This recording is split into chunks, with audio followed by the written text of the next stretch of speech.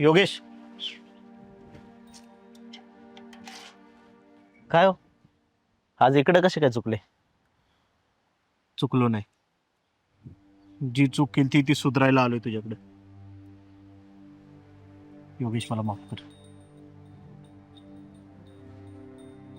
पैशाचा घमंड, श्रीमंती, मोठेपणा याच्यात तुझ्यासारख्या कर्तबगार मुलाला नाही नाही ते बोललो मी.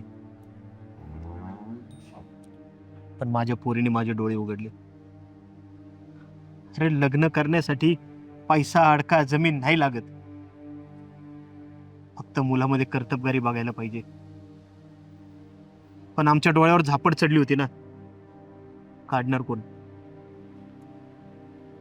पण तुझ्यासारख्या मुलांनी माझ्या सगळ्या डोळ्यावरचा अंधारा घालवला आणि मला माझी चूक कळली.